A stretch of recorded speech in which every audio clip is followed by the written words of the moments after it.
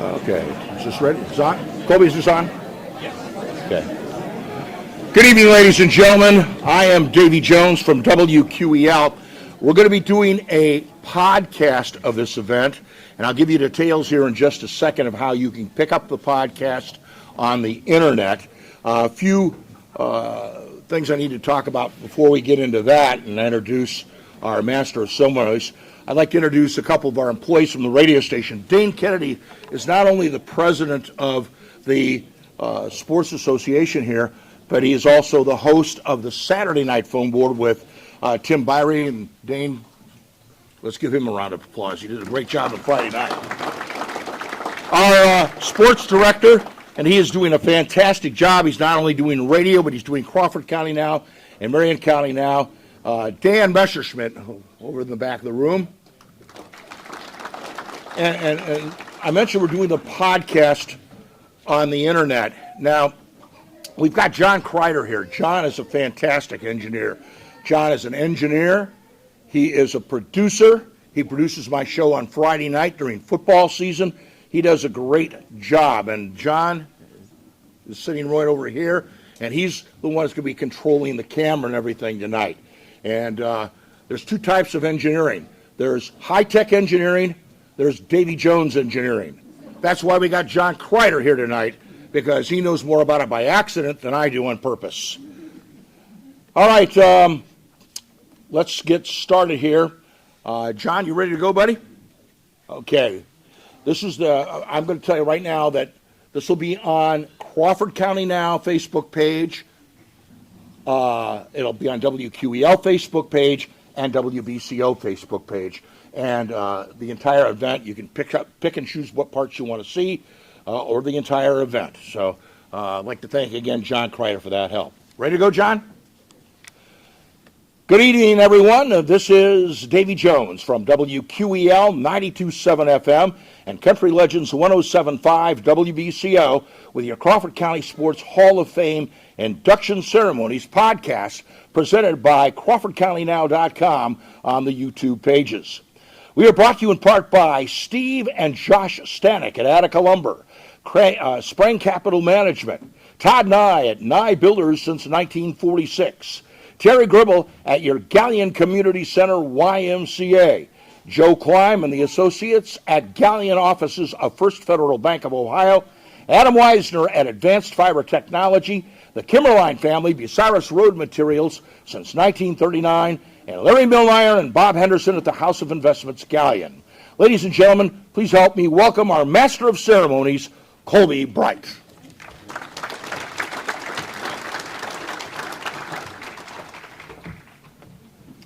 Good evening. We are going to start out with the late and great Coach Ryan Teglovic. Ryan is a South Central graduate. Arriving in 2008, Colonel Crawford football was not very good.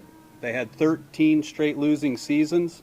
At the end of his career, the Eagles became a powerhouse in Crawford County. In the NCC and the N10, Ryan's coaching record is 93-53.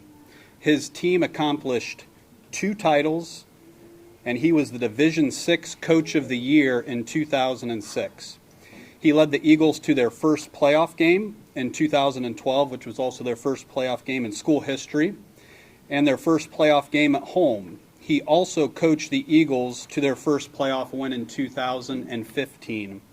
First multi-win playoff run in 2021, and first consecutive playoff appearances in 2021 and 2022. As the head of the guidance department, Teglovic's reach wasn't just limited to his football players. He made an impact on anyone and everyone that he encountered. Ryan was diagnosed with pancreatic cancer on January 18th, 2021. Ryan passed May 27th, 2022, one day before his 50th birthday. The outpouring of support from the community, football staff and players, rival county football teams, and beyond was incredible. Ryan left behind his wife Lori, son Nick, daughters Kristen, Abby, Carrie, Allison, and Molly. To honor the memory of Ryan, the roadway that leads to the Eagles Stadium is named Ryan Teglovic Lane. So if Kristen would like to come up and accept his award, that would be great.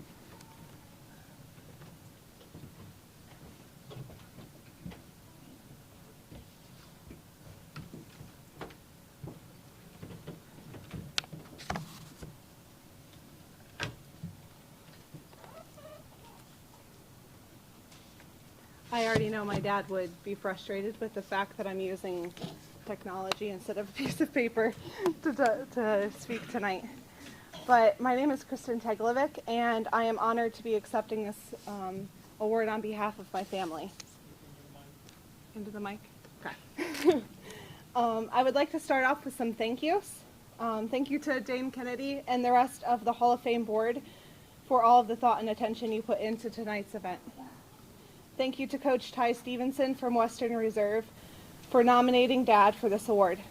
Coach Stevenson played for my dad at South Central, coached with my dad at South Central, and was the offensive coordinator for 10 years at Colonel Crawford before accepting the head football coaching position at Western Reserve.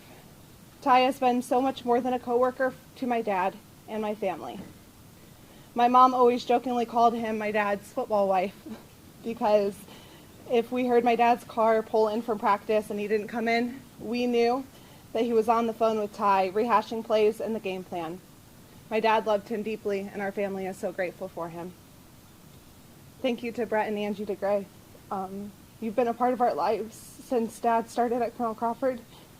You have always loved us all so deeply and with intention, but especially in this season since Dad has passed away. I would also like to thank all of his coaching staff. If you were a member of Dad's coaching staff during his time at Colonel Crawford, would you please stand? There are more of you than I can name, but yeah.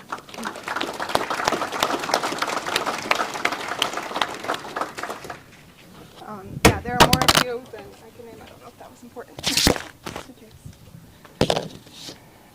case. But the time and love you have put into Colonel Crawford football is unparalleled. My dad's coaching staff was consistently filled with some of the most caring and dedicated men I knew. They were loyal, passionate, and bought into the program. Their families became like family to us, and we enjoyed spending Friday nights under the lights with them, celebrating every win and mourning every loss together. My dad would have been the first to say that he could not have done what he did without those guys, and he was so proud of the men that you are. To the Colonel Crawford administration, Mr. Todd Martin, Mr. Ted Brunner, and Mr. Dave Sheldon, and Mr. Jake Brunner, the Colonel Crawford culture has been built around you and your willingness to lead by example. What my dad was able to accomplish was largely in part to you believing in him, encouraging him, and battling with him.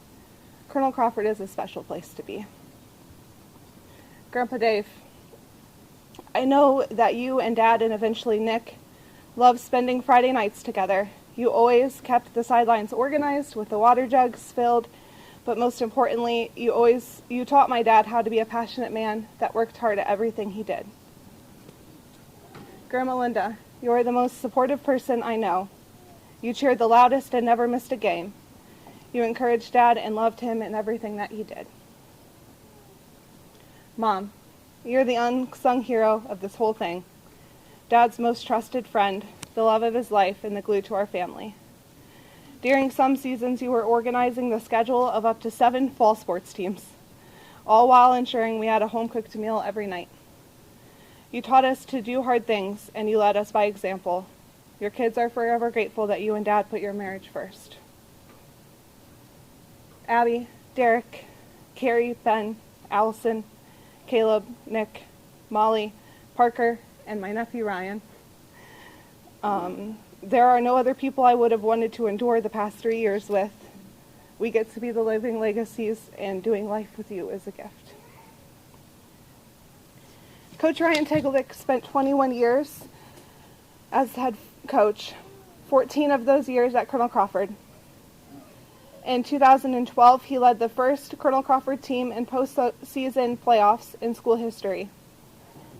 He earned the most football wins in school history with a 93-54 record at Colonel Crawford, and 121 total career wins.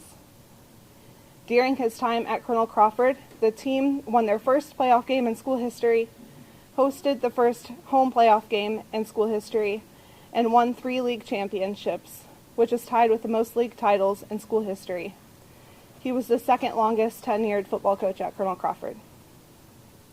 If my dad were here, he would be the first to say that it was a privilege to be a part of these accomplishments, but they were not the point of what he did. Colonel Crawford was a successful football program, but more than that, he wanted it to be a place where boys could become men, where he and his assistants could mentor young men. The team acted out of the acronym FIGHT, F-I-T-E, which stood for Family, Integrity, Toughness, and Enthusiasm. I am certain that God called my dad and my family to be at Colonel Crawford. The generosity and the deep love of the people of Colonel Crawford and in the community surrounding has been unlike anything we've ever expected. My dad was a man who knew where his identity was found. I was blessed to be able to watch his life up close for 25 years. When you spend that kind of time with a person, you get to know who they truly are. The older my dad got, the more and more I saw him surrender his pride and his fear and walk more freely in discipleship to Jesus. This was a beautiful thing. That is the beautiful thing about surrendering your life. There is freedom beyond what you could ever imagine. Ryan Teglovic had placed his faith in Jesus Christ alone, and that was the fire in his veins, and it is the echo of his days. And that is why he was able to love people so well. He saw people and called them into something deeper, into an identity that cannot be shaken. He was a father to a lot of guys who would be considered fatherless, and for so many young people. My dad cared about people. He listened to them and to their stories, and he loved them. I can't tell you how many times we were spending time together as a family, and my dad's phone would ring. He would answer with, "Hey, buddy, how are you doing?" And then step away to have a conversation about life with a former player. Sometimes they had just found out they were going to be a dad, or planning to get married, or they had accepted a new job. Others called because they were walking through a rough patch and needed some advice. My dad was always there to listen and to love. Despite all of the ways that he seemed immortal, my dad was a broken man who could do nothing apart from his authentic relationship to Jesus.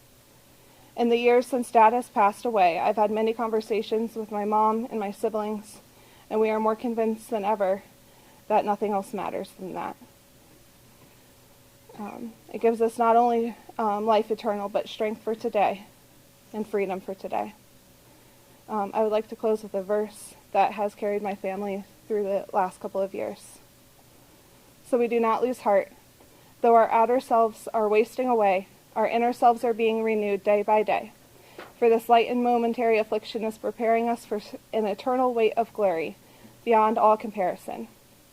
For we look not to the things that are seen, but to the things that are unseen. For the things that are seen are temporary, but the things that are unseen are eternal. Thank you all, and go Eagles.